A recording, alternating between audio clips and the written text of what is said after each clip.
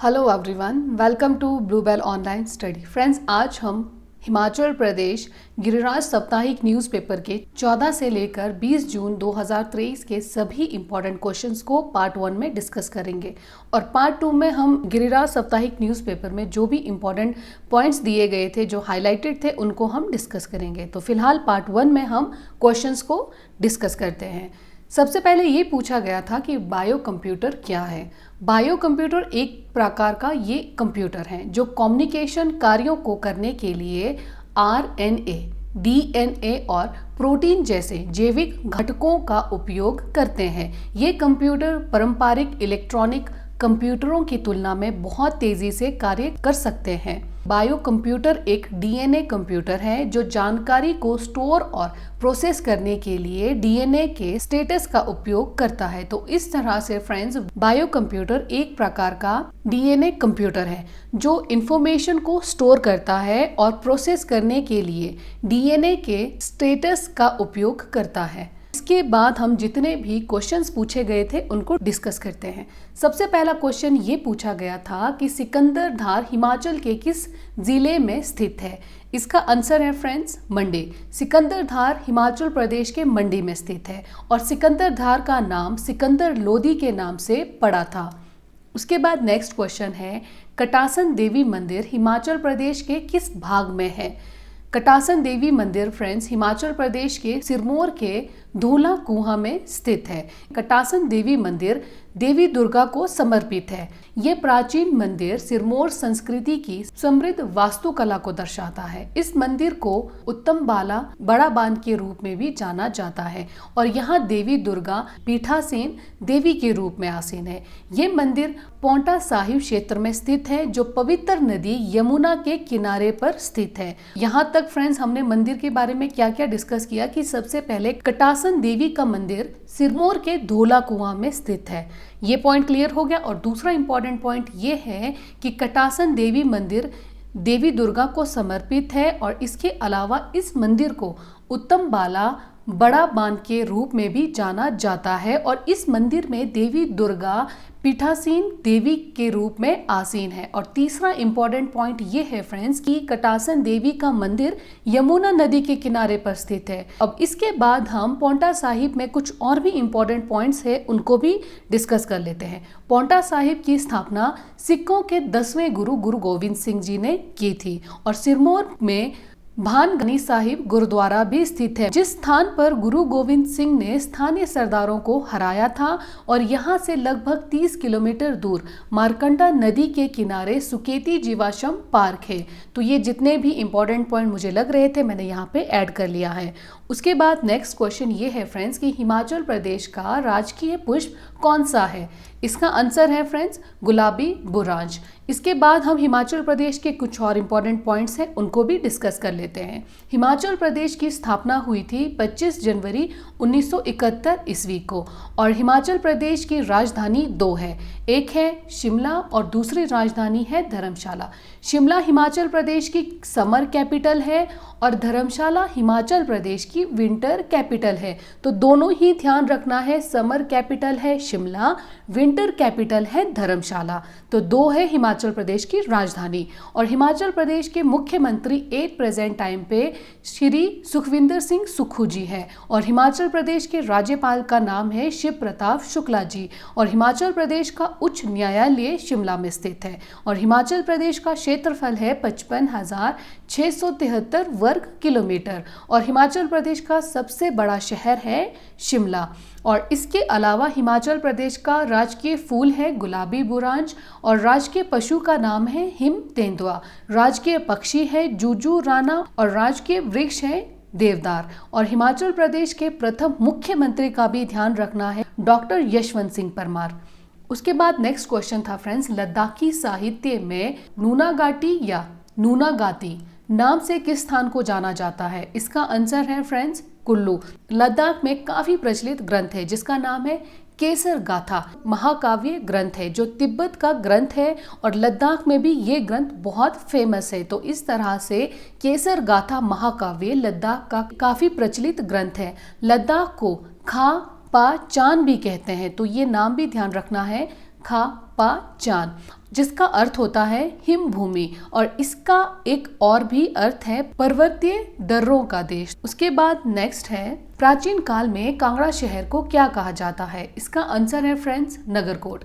कांगड़ा पहले नगरकोट के नाम से प्रसिद्ध था और ऐसा कहा जाता है कि इसे राजा सुशर्मा चंद ने महाभारत के युद्ध के बाद बसाया था। 6ठी शताब्दी में नगरकोट जालंधर त्रिगत राज्य की राजधानी थी। तो ये भी ध्यान रखना है कि 6ठी शताब्दी में नगरकोट जालंधर त्रिगत की राजधानी थी और कांगड़ा का उल्लेख 3500 साल पहले वैदिक युग में मिलता है।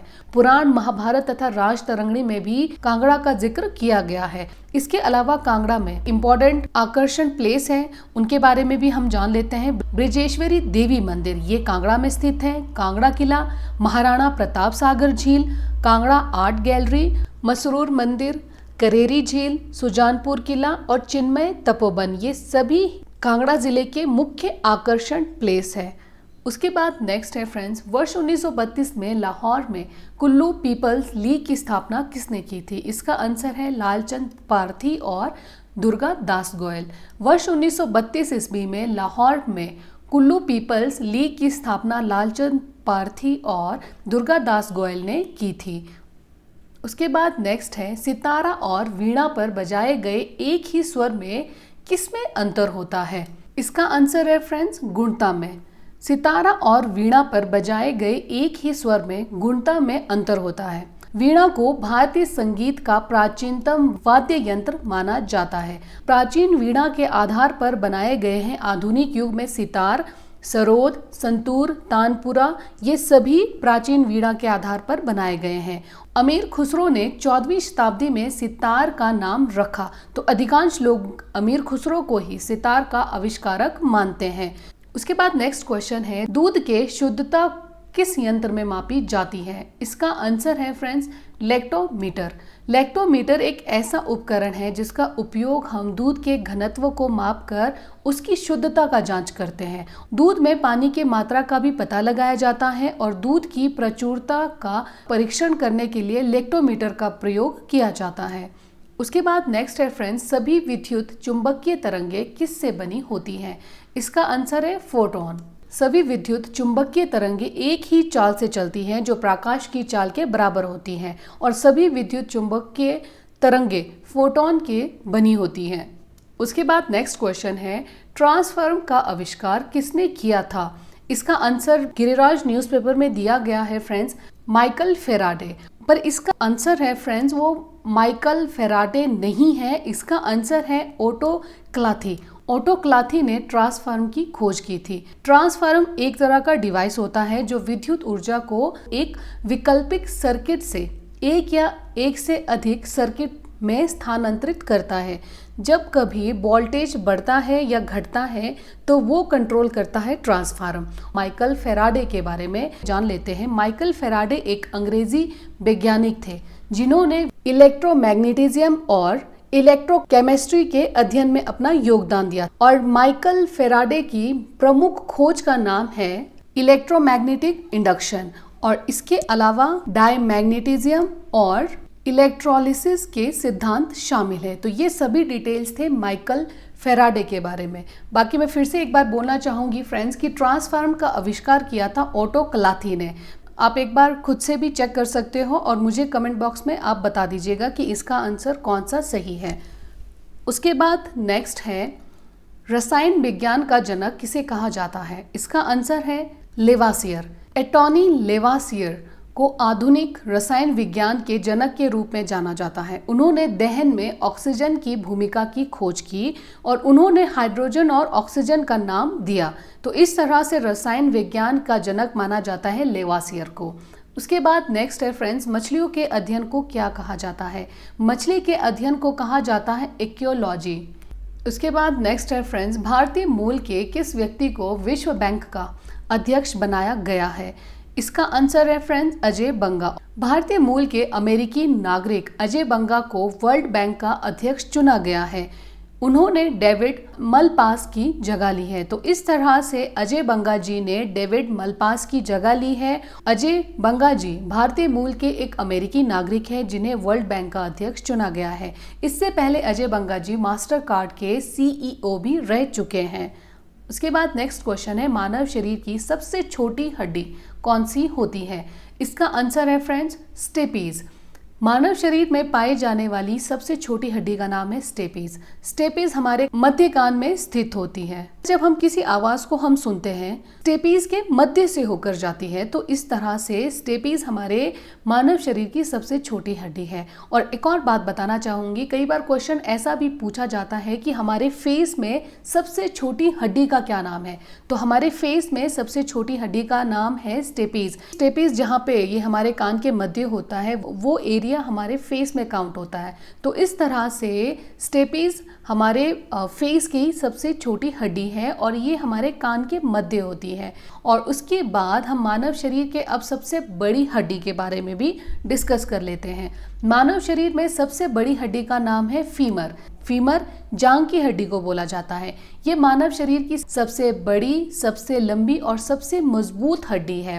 फीमर घुटने से कूल्हे तक होती है। उसके बाद नेक्स्ट क्वेश्चन है फ्रेंड्स, न्यू लीफ किसकी किस्म है? इसका आंसर है फ्रेंड्स आलू। इसके अलावा टॉप 10 जितने भी बेहतरीन किस्में हैं आलू की, उनके बारे में भी हम जान लेते हैं।